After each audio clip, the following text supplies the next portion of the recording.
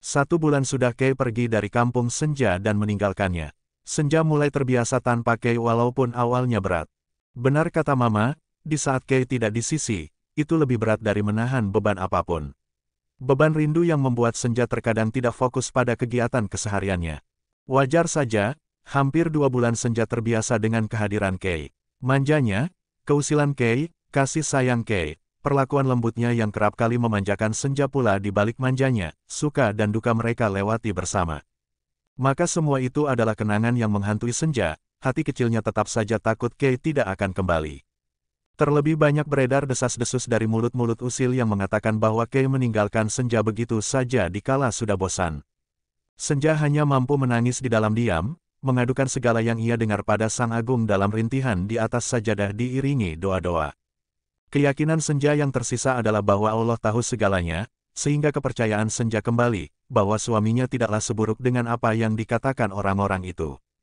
Mas Kei pasti akan kembali, seiring waktu memperdaya rindu ini, seiring itu pula waktu akan membawa Mas Kei berlabuh di pelukan.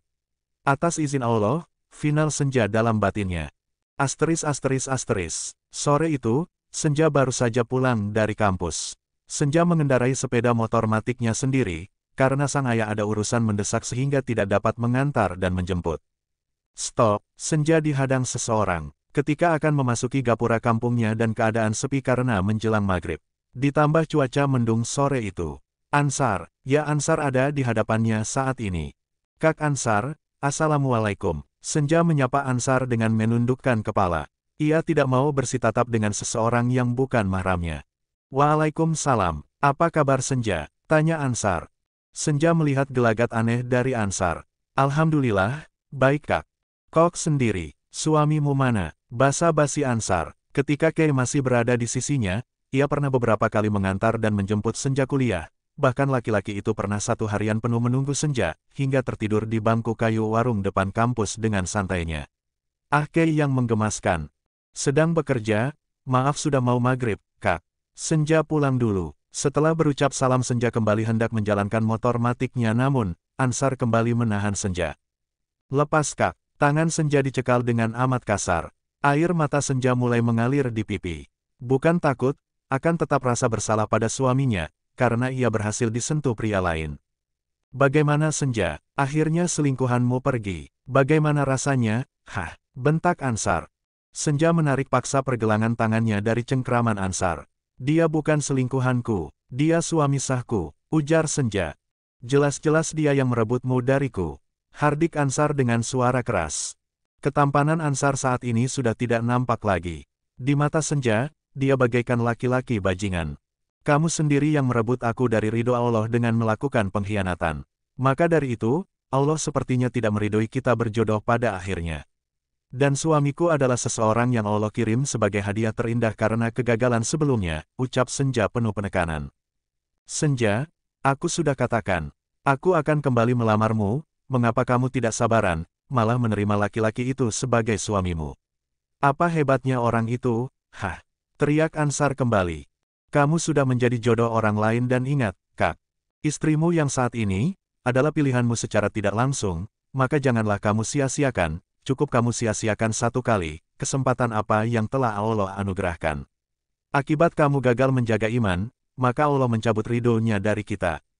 Jangan salahkan orang lain atas kesalahan yang telah kamu perbuat. Saat ini kamu sudah Allah beri 2 orang untuk masa depanmu, jadi jangan lagi memungkiri itu dengan mengalihkan perhatian pada orang yang bukan hakmu, tandas Senja lantang.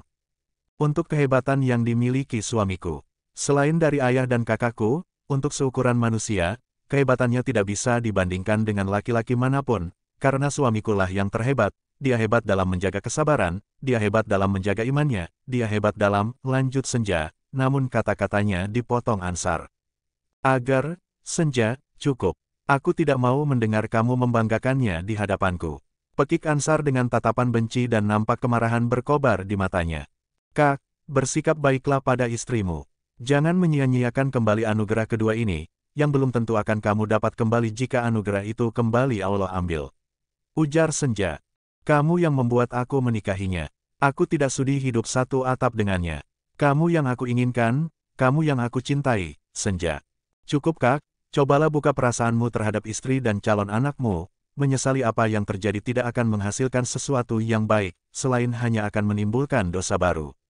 Bermuhasabah dirilah. Gunakanlah adabmu daripada ilmu yang kamu kuasai dalam hal ini. Senja, tidak adakah kesempatan untukku? Tanya Ansar kembali menahan laju motor Senja dengan tatapan lebih lembut. Walaupun Senja tidak melihatnya secara langsung, namun ia masih dapat menerka dari biasan tatap ekor matanya. Tidak, maaf Kak, Senja pergi. Assalamualaikum. Senja menarik tuas gasnya dan sudah tidak peduli lagi dengan teriakan Ansar. Senja, kamu akan menyesal karena telah menerima laki-laki itu, kamu akan mendapatkan karma dipermainkan laki-laki itu karena kamu telah mempermainkan aku. Teriak Ansar dengan umpatan-umpatan dan sumpah serapah sekenanya. Air mata Senja meluncur begitu derasnya, hingga ia jalan perlahan karena pandangannya kabur di balik helm akibat tangisannya. Kata-kata Ansar begitu menyakiti perasaannya. Namun, Senja berusaha kuat untuk tidak berhenti. Ya Allah, aku tidak percaya dengan kata-kata karma. Karena yang aku tahu, karma itu tidak diciptakan. Ampunilah mereka yang telah menyakitiku dengan perbuatan ataupun kata-katanya, baik dengan sengaja ataupun tidak, batin Senja. Lalu Senja berdoa agar tidak berlarut merasakan sakit di hatinya. Karena di dalam Islam dilarang membalas orang yang telah menzolimi kita. Maka sebagai pelampiasan dari rasa sakit itu selain tabah dan tawakal adalah doa. Allahumma ajurni fi musibati wa ahlaifli khaira minha. Artinya, ya Allah, berilah aku pahala dalam musibahku ini dan berilah ganti yang lebih baik daripadanya. Rasulullah bersabda, tidaklah seseorang memaafkan kezaliman terhadap dirinya kecuali Allah akan menambah kemuliaannya. Hari Ahmad, Muslim dan Tirmidzi. Sedikit pencerahan, ada 3 golongan manusia yang doa mereka tidak akan ditolak, yaitu, orang yang berpuasa sampai ia berbuka, pemimpin yang adil, dan doanya orang yang dizalimi. Allah akan mengangkat doanya sampai di atas awan dan dibukakan pintu-pintu langit untuknya, dan Allah berfirman, demi keagunganku, aku benar-benar akan menolongmu meskipun tidak serta-merta. Hari Tirmidzi dan yang lainnya, hadits ini disahihkan oleh Syaikh Al-Albani. Akhirnya Senja sampai rumah dengan susah payah, tepat ketika azan maghrib berkumandang. Senja pun masuk ke dalam rumah setelah berucap salam. Namun, rumah nampak sepi, sepertinya Mama Senja sedang bersiap untuk salat berjamaah di majelis dengan anak-anak didiknya dan ayah Senja pergi berjamaah ke surau. Senja segera membersihkan diri dan berwudu, ia memutuskan salat sendiri di dalam kamar, karena suasana hatinya sedang tidak baik, ia merasa sakit, ia butuh obat sebagai penyembuh atas perkataan Ansar. Maka Allah lah sebaik-baiknya penyembuh, oleh karena itu saat ini Senja membutuhkan tempat yang lebih privasi untuk berkencan dengan Rabb-nya. Mengadukan semua keluh kesah yang terjadi sebelumnya dan rasa sakitnya. Ia ingin menumpahkan air mata sepuasnya di peluk eratmu kena kesayangan dan juga dipandang lembut sajadah terhampar sebagai perisai untuk menitipkan diri di atasnya dengan sujud khusyuk, Al-Quran sebagai saksi dari perilaku mulia anak manusia tersebut. Ya Rabb, sejukkan hati dan jiwa ini, berilah percikan air suci dari telaga Nabi-Mu dalam kegersangan hati ini, jangan biarkan hamba kufur atas nikmat yang telah Kau berikan. Ya Rabb, jangan biarkan aku mencintai makhluk-Mu dengan berlebihan, melebihi dari rasa cintaku kepadamu. Aku percaya akan jodoh, maut, rezeki ada di tangan-Mu. Maka saat ini aku sedang menikmati ridho atas takdir-Mu. Jadikanlah hamba manusia tawadu ya Rabb. Tolong jaga hati kami ya Rabb, antara aku dan suami pilihan-Mu. Naungi kami dengan cahaya keberkahan, agar hati dan perasaan kami saling tetap bertaut, baik di dalam nyata ataupun mimpi. Rabbana taqabbal minna innaka antas samiul alim, wa tub alaina innaka antat tawwabur rahim. Wahai Tuhan kami, perkenankanlah permohonan dari kami, sesungguhnya Engkau Maha mendengar lagi Maha mengetahui. Dan terimalah taubat kami, sesungguhnya Engkau Maha menerima taubat lagi Maha penyayang. Rabbana atina fid dunya hasanah, wa fil akhirati hasanah, wa qina azabannar. Ya Tuhan kami, berilah kami kebaikan hidup di dunia dan kebaikan hidup di akhirat, dan jagalah kami dari siksa api neraka. Wa sallallahu ala sayyidina Muhammadin wa ala alihi wasahbihi wasalam, walhamdulillahirabbil alamin. Semoga Allah memberikan rahmat dan kesejahteraan kepada penghulu kami, Nabi Muhammad, keluarga dan sahabatnya dan segala puji bagi Allah, Tuhan semesta alam. Hingga waktu Isya tiba, Senja tidak beranjak dari tempatnya karena membaca Al-Quran. Setiap kali rasa rindunya amat menggebu pada Kay, maka ia akan langsung berwudu dan bermanjaan dengan mushaf Al-Quran dan dilantunkan dengan berbagai nada. Kini Senja langsung mengerjakan salat isya setelah azan dan iqomah berkumandang. Setelah zikir, karena lelah berserah diri, menangis dan berdoa, Senja tertidur di atas sajadah masih dengan mukena lengkap. Rupanya tidur Senja diberi hadiah mimpi indah oleh Allah. Di mimpinya ia sedang berdua dengan Kei serta bermesraan. Mimpi yang terasa amat nyata.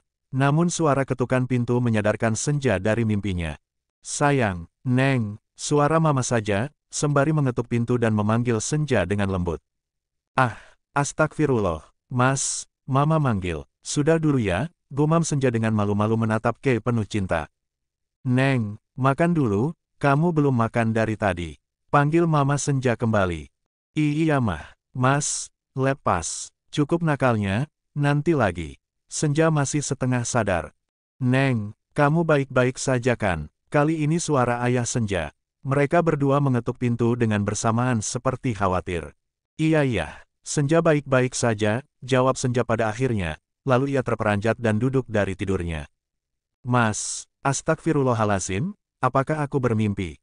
Gumam Senja, ia menutupi wajahnya dengan kedua telapak tangan. Astagfirullah, aku malu ya Allah, pekik Senja sembari menutup mulutnya dengan telapak tangan, wajahnya pasti sudah memerah jika menatap cermin. Dirinya berguling-guling malu di atas sajadah. Mimpi yang nampak nyata, Senja begitu malu pada dirinya. Mama dan ayahnya kembali memanggil. Akhirnya setelah meredakan gejolak dirinya dan rasa malunya, Senja pun keluar menghampiri orang tuanya dengan wajah masih merona merah. Lalu mereka makan malam bersama, dengan tatapan aneh kedua orang tuanya, karena gelagat yang menurut mereka aneh juga dari Senja. Asteris.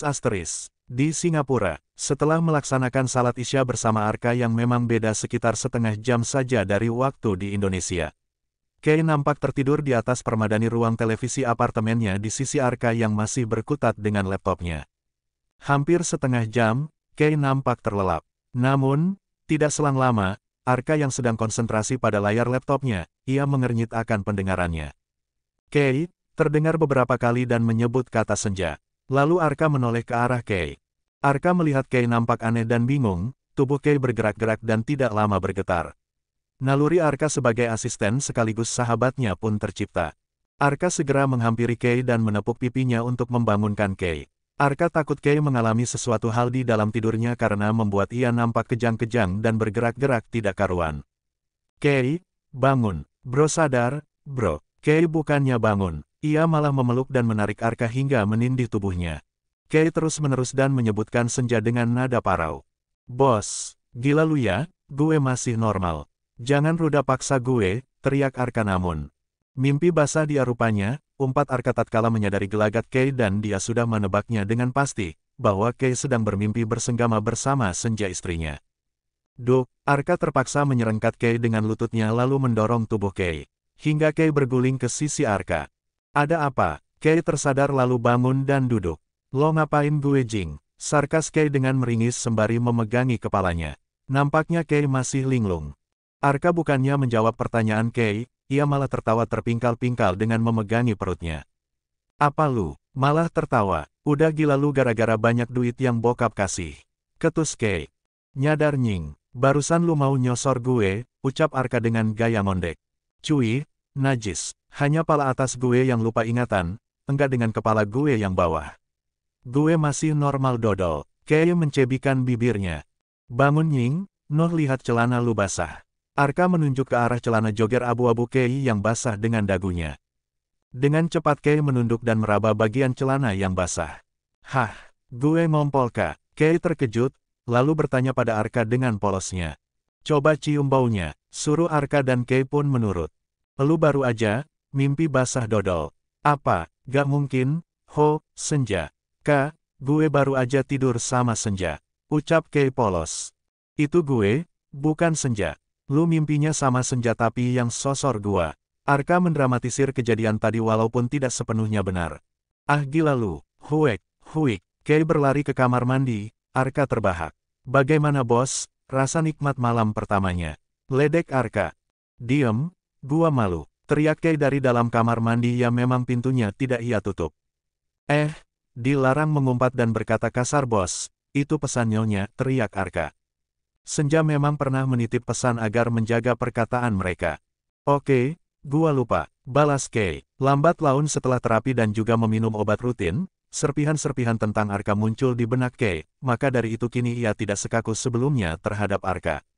Jangan lupa Kay, mandi janabah. Ledek Arka kembali masih dengan tawanya. Berisik lu, gua pecat jadi asisten, gua balikin ke Pangandaran baru tahu. Balas Kay, padahal di dalam sana Kay sedang menutup wajahnya karena malu. Ampun bos, oke maaf dah. Jawab Arka namun, masih tetap tertawa. Senja, aku mimpi basah. Mungkin karena, teramat rindu padamu, sayang. Kay mengekeh berkali-kali seperti orang kurang waras. Apakah kamu merasakan hal yang sama, sayang? Kay masih bicara sendiri di kamar mandi. Setelahnya dia mandi janabah dengan tidak berhenti tersenyum. Ya Rab, mimpi saja begini indahnya, bagaimana jika merasakan langsung? Ada batin Kay, ia tak hentinya tersenyum karena malu dan aneh. Ini pertama kali dalam hidupnya mimpi basah. Disaksikan sahabatnya pula.